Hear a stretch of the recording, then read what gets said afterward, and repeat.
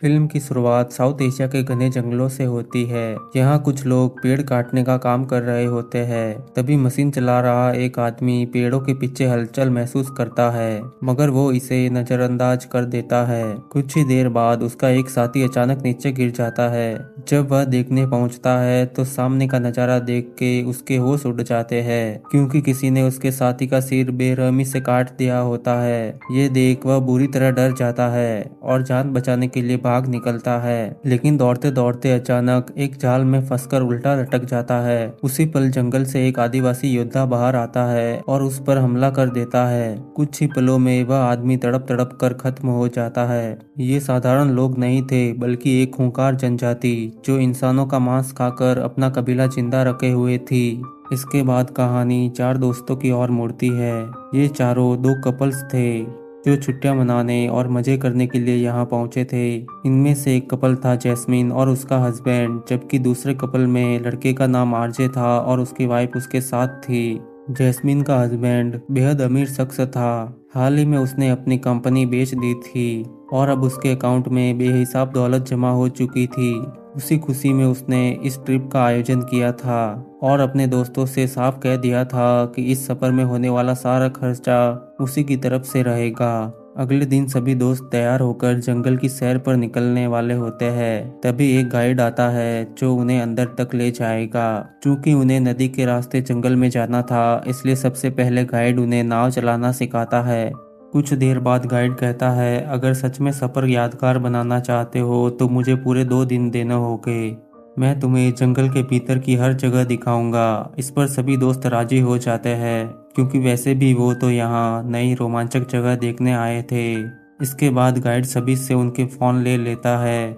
उसका कहना था कि असली मजा तभी आएगा जब लोग जंगल की सैर करेंगे, ना कि मोबाइल में उलझे रहेंगे। सबने अपने फोन उसे दे दिए, लेकिन आरजे ने अपना फोन नहीं दिया। उसका मोबाइल अभी भी उसके पास ही छुपा हुआ था। फिर सब लोग नाव में बैठते हैं और जंगल की ओर सफर शुरू करते हैं। रास्ते में गाइड उन्हें चेतावनी देता है कि इस जंगल में कुछ ऐसी चीजें मौजूद है जिनसे दूर रहना ही बेहतर होगा। तुम लोगों ने शायद कभी सुना होगा कि इस जंगल में कैनिबल आदिवासी रहते थे, लेकिन सच ये है कि वो आज भी इसी जंगल की गहराइयों में मौजूद है, बस किसी की नजर में नहीं आते। गाइड बताता है कि उसे ये सब बातें इसलिए पता है क्योंकि उसके दादा परदादा भी यही गाइड का काम किया करते थे। लेकिन उसके दादाजी एक दिन अचानक जंगल में कहीं गायब हो गए और कभी वापस नहीं लौटे। बाद में उनकी कुछ हड्डियां मिली, जिससे साफ हुआ कि उन्हें आदिवासियों ने अपना शिकार बनाया था। हालांकि गाइड उन्हें तसल्ली भी देता है कि डरने की कोई ज़रूरत नहीं, क्योंकि ये आदिवासी जंगल के काफ़ी अंदर रहते हैं। जब तक हम उनके इलाके में कदम नहीं रखते, तब तक वो हमें छू भी नहीं सकते। इसके बाद सीन जंगल के दूसरे हिस्से में शिफ्ट होता है। यहाँ हमें दो राइडर दिखाई देते हैं। दोनों सोशल मीडिया पर लाइव थे और उनके व्यूज लगातार बढ़ रहे थे। इसी लालच में वो और गहराई तक जंगल में दाखिल हो जाते हैं ताकि अपने दर्शकों को कुछ अलग दिखा सके। लेकिन तभी हादसा हो जाता है। दोनों अपनी बाइक से बुरी तरह गिर पड़ते हैं। लड़की बार बार अपने साथी को आवाज देती रही, मगर कोई जवाब नहीं मिला। डरते डरते वह उसकी बाइक के पास पहुंची तो सामने का नजारा देख उसकी चीख निकल गई। जमीन पर उसके दोस्त का कटा हुआ सिर पड़ा था। यह देख लड़की दहशत में पागल होकर चिल्लाती हुई जान बचाने भागती है। दौड़ते दौड़ते वह एक बड़ी गुफा के पास पहुंचती है। उसे उम्मीद थी कि यहाँ शायद कोई मदद मिले, लेकिन चारों तरफ सन्नाटा पसरा हुआ था। अचानक उसके पीछे आदिवासी की परछाई दिखाई दी, लेकिन अगले ही पल वहां से गायब हो गया। इससे पहले कि वो कुछ समझ पाती, गुफा के भीतर उसके सामने किसी ने हेलमेट फेंक दिया। यह वही हेलमेट था जो उसके दोस्त का था। अब सामने कबीले के आदिवासी निकल आए। उनके हाथों में धारदार हथियार थे और उनकी नजरें शिकार पर टिकी हुई थी। घबराई हुई लड़की चीख न पाई कि आदिवासी उस पर टूट पड़े और उसे बेरहमी से मौत के घाट उतार दिया। उधर जंगल में वो सब अपने सोने का इंतजाम कर रहे थे, क्योंकि अगले 2 दिन तक उन्हें यहीं रात गुजारनी है। रात ढलते ढलते गाइड और आरजे की पत्नी आग के पास बैठे बातें करने लगे। गाइड उसे जंगल के किस्से सुना रहा था। उसने कहा कि आज तक जितने भी लोग इस जंगल को काटने आए, कभी जिंदा वापस नहीं लौट पाए। यहाँ के आदिवासी अपने जंगल की हिफाजत के लिए किसी को भी बख्शते नहीं। कुछ दिन पहले भी लकड़ी काटने वाले अंदर आए थे, लेकिन वो भी रहस्यमयी तरीके से गायब हो गए। गाइड ने समझाया कि आदिवासी तभी हमला करते हैं जब उन्हें छेड़ा जाए, वरना वो किसी को नुकसान नहीं पहुंचाते। थोड़ी देर बाद सब लोग अपने अपने टेंट में सोने चले गए, मगर आधी रात को जैस्मिन बाहर निकलती है वॉशरूम जाने के बहाने। तभी अचानक आरजे पीछे से आकर उसे पकड़ लेता है। इसी पल राज खुलता है कि दोनों का चुपके से रिश्ता चल रहा था और वो अपने पार्टनर्स को धोखा दे रहे थे। जैस्मिन आरजे से कहती है कि उसने ये ट्रिप इसीलिए प्लान की थी कि ताकि सबके सामने सच बता सके। आखिर वो कब तक इसी तरह छुप छुप कर मिलते रहेंगे। उसे चाहिए कि आरजे खुद सबको उनके प्यार के बारे में बता दे, लेकिन आरजे साफ इनकार कर देता है। वह कहता है कि अभी सही वक्त नहीं, क्योंकि उसके ससुर जल्द ही अपनी कंपनी उसे सौंपने वाले हैं, इसलिए कुछ समय और इंतजार करना पड़ेगा। जास्मिन यह सुनकर समझ जाती है कि आरजे अपनी पत्नी को नहीं छोड़ने वाला। उसके लिए यह रिश्ता सिर्फ मजाक था, लेकिन जैस्मिन तो उसे सचमुच दिल से चाहती थी। वो अपने पति को छोड़कर आरजे से शादी करना चाहती थी। गुस्से और मायूसी में जैस्मिन वहां से चली जाती है और आरजे भी वापस सोने चला जाता है। दोनों को लगता है कि उनके राज पर किसी की नजर नहीं पड़ी, लेकिन सच्चाई यह थी कि आरजे की पत्नी और जैस्मिन का पति सब कुछ जान चुके थे। उन्हें पहले से अंदाजा था कि ये दोनों उन्हें धोखा दे रहे हैं। सुबह हुई तो सबकी आंखें खुली और पता चला कि जैस्मिन का पति कश्ती लेकर वहां से निकल चुका था। गाइड ने सबको बताया कि वो सिर्फ कश्ती नहीं ले गया, बल्कि वो बैग भी उठा ले गया जिसमें सबके फोन रखे हुए थे। अब सबसे बड़ी दिक्कत यह थी कि अगर वह गलत रास्ते पर चला गया तो मुसीबत बहुत बड़ी हो सकती है, इसलिए सबको तुरंत निकलकर उसे ढूंढना था। सब लोग कश्ती में बैठकर आगे बढ़ते हैं। थोड़ी दूर जाने पर सामने दो रास्ते नजर आते हैं, एक बिल्कुल सीधा और दूसरा ढलान वाला।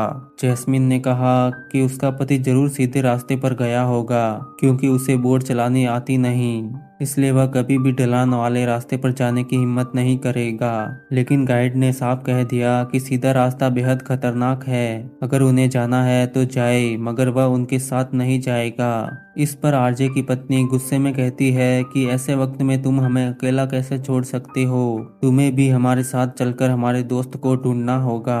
गाइड का बिल्कुल मन नहीं था, लेकिन सबके दबाव और जिद के आगे उसे मानना पड़ा। आखिरकार वह भी उनके साथ उसी रास्ते चल पड़ा। थोड़ी दूर जाते ही उन्हें एक कश्ती दिखाई दी। यह वही कश्ती थी जो जैस्मिन का पति लेकर गया था। अब इन्हें यकीन हो गया कि वह कहीं आसपास ही होगा। गाइड ने साफ कहा कि वह इससे आगे नहीं जाएगा। अगर उन्हें अपने दोस्त को ढूंढना है तो जाए, वह यहीं रुककर इंतजार करेगा। गाइड कश्ती के पास बैठ गया और बाकी लोग जंगल की ओर बढ़ गए। गाइड अकेला बैठा इंतजार कर ही रहा था कि अचानक झाड़ियों से अजीब अजीब आवाजें आने लगी। जिज्ञासा में वह उन आवाजों का पीछा करते हुए आगे बढ़ गया। वहां पहुंचकर उसने देखा कि कई लोगों का सामान वहीं पड़ा हुआ था। तभी उसकी नजर अपने दादाजी की पुरानी कैप पर पड़ी। सालों बाद वह कैप देखकर उसकी आंखें भर आई, क्योंकि उसको दादाजी से बेहद लगाव था। मगर उसे पता ही नहीं चला कि उसके ठीक पीछे एक आदिवासी पेड़ से चिपक कर बैठा था। जैसे ही गाइड ने उसे देखा, वह घबराकर जान बचाने के लिए भागा और फौरन कश्ती में बैठ गया। लेकिन बेचारा ज्यादा दूर तक नहीं जा सका। पानी के भीतर से एक आदिवासी अचानक निकला और अपने बड़े चाकू से उसका गला रेत दिया। उधर जंगल में वे लोग आगे बढ़ते रहे और एक बड़ी केव के पास पहुंचे। अचानक वहां जैस्मिन का पति भी दिखा। उन्हें देखकर डर भी लगा और राहत भी मिली कि वह सुरक्षित वापस आ गया। असल में रात को जो कुछ हुआ था उसी की वजह से वह नाराज होकर अकेले कश्ती लेकर निकल गया था। वह सबको झूठ बोल रहा था कि बस घूमने गया था। वे लोग वापस उसी जगह पहुंचे जहां गाइड उनका इंतजार कर रहा था, लेकिन उसे वहां ना पाकर लगा कि गाइड उन्हें छोड़कर चला गया। तभी आर्चे को जमीन पर गाइड का चाकू दिखाई दिया और वे लोग फौरन कश्ती में बैठकर आगे बढ़ गए। थोड़ी दूर जाने पर उन्हें गाइड की कश्ती दिखी, जिस पर खून लगा हुआ था। पास में एक बर्तन भी मिला जिसमें पानी गर्म हो रहा था। बर्तन के अंदर देखकर उनका डर और बढ़ गया, क्योंकि उस पानी में गाइड का कटा हुआ सिर उबल रहा था। फौरन वे लोग कश्ती में बैठकर वहां से भागने लगे। लेकिन रास्ते में एक पेड़ गिरा हुआ था। पहले उन्होंने कश्ती को उससे पार करवाने की कोशिश की। तभी पानी से एक आदिवासी बाहर निकला और आरजे पर हमला कर दिया। दोनों की लड़ाई शुरू हुई। आरजे को मौका मिला और उसने आदिवासी पर चाकू से वार किया। आदिवासी जख्मी होकर पानी में गिरा और उसकी मौत हो गई। इस बीच उनकी कश्ती काफी आगे निकल गई थी। अब उन्हें पैदल ही आगे बढ़ना पड़ा। जंगल के अंदर होने की वजह से बाहर निकलना कठिन था। रात काफी हो चुकी थी, इसलिए उन्होंने वहीं रुकने का फैसला किया। नारियल पानी पीकर पेट भरा और कुछ समय सब सो गए। लेकिन आरजे को नींद नहीं आई। मच्छरों से बचने के लिए वह कीचड़ में खुद को रगड़कर वहीं सो गया। थोड़ी देर बाद एक आदिवासी उनके काफी करीब आ गया। आरजे ने जब उसे देखा, वह धीरे से उठा और पीछे से हमला कर दिया। लेकिन आदिवासी उसके सर पर वार करता है और आरजे बेहोश हो जाता है। इसी दौरान जास्मिन का पति भी आता है और आदिवासी पर हमला करता है। लेकिन आदिवासी उस पर भारी पड़ता है और उसे पीटने लगता है। जब आरजे होश में आता है तो वह देखता है कि आदिवासियों ने जैस्मिन के पति को रस्सी से बांध दिया और उसे घसीट कर ले जा रहे थे। आदिवासियों के जाने के बाद आरजे उसके पास आया और कहा, मुझे माफ कर दो मेरे दोस्त, मैं तुम्हें बचा नहीं पाऊंगा। अगर मैंने तुम्हें छुड़ाया तो उनका ध्यान फिर से हम पर आ जाएगा। तुम चिंता मत करो, मैं जैस्मिन और अपनी वाइफ को सुरक्षित बाहर ले जाऊंगा। इसके बाद आदिवासी जैस्मिन के पति को अपने अड्डे पर ले गए और उसके हाथ पैर काट दिए। यह सब इसलिए किया गया ताकि उनका खाने का इंतजाम पूरा हो सके। अगली सुबह आरजे अपनी वाइफ और जैस्मिन को उठाता है और झूठ बोलकर कहता है कि जैस्मिन का पति मदद के लिए जंगल से बाहर गया है, हमें आगे बढ़ना होगा। लेकिन जंगल इतना घना था कि सही रास्ता समझना मुश्किल हो रहा था। तभी आरजे की वाइफ ने एक आदिवासी को देख लिया। डर के मारे वे लोग अपनी जान बचाने के लिए भागने लगे। जैस्मिन ध्यान नहीं दे रही थी और गलती से एक गड्ढे में गिर गई और उसकी बॉडी में एक लकड़ी घुस गई, जिससे वह दर्द से तड़पने लगी। मदद करने के लिए आरजे की वाइफ पेड़ों की रस्सी बनाकर नीचे उतरी और लकड़ी को निकालकर जैस्मिन को ऊपर ले आई। जैस्मिन बुरी तरह जख्मी हो गई थी और दर्द सहना मुश्किल हो रहा था। फिर वे लोग पानी के रास्ते से आगे बढ़े और एक कश्ती देखी। कश्ती की मदद से उनका सफर आसान हो गया। लेकिन आरजे ने महसूस किया कि आदिवासी उनका पीछा कर रहे हैं। वह पानी से बाहर निकलकर जंगल की तरफ गया। अपना फोन निकालकर वीडियो रिकॉर्ड किया और उसे पेड़ पर रख दिया। आवाज सुनकर एक आदिवासी वहां आ गया और आरजे ने पीछे से हमला कर दिया। लेकिन आदिवासी उस पर भारी पड़ता है और उसे बुरी तरह पीटता है। आरजे बहुत जख्मी हो जाता है और आदिवासी उसे जख्मी देखकर पेड़ की टहनियों से बांध देता है। फिर उसकी वाइफ और जैस्मिन पर हमला करने के लिए चला जाता है। आरजे पेड़ में लगे गार्ड के चाकू को लेकर टहनियों को काटता है और आदिवासी पर हमला करता है। पानी में गिरने के बाद फिर से लड़ाई शुरू हुई। इस बार आरजे को आदिवासी का हथियार मिल गया और उसने उसका सर उसके जिस्म से अलग कर दिया। आदिवासी के मर जाने के बाद आरजे अपनी वाइफ और जैस्मिन को लेकर वहां से निकलता है। लेकिन तभी उसे कई सारे आदिवासी दिखाई देते हैं जो उनकी तरफ बढ़ रहे थे। जैस्मिन और उसकी वाइफ की जान बचाने के लिए आरजे खुद को कुर्बान करता है। आदिवासियों ने उस पर हमला किया और उसकी जान ले ली। लड़कियां उसे मना कर रही थी, लेकिन अब वह मर चुका था। दोनों बहुत दुखी हो गई और रोने लगी।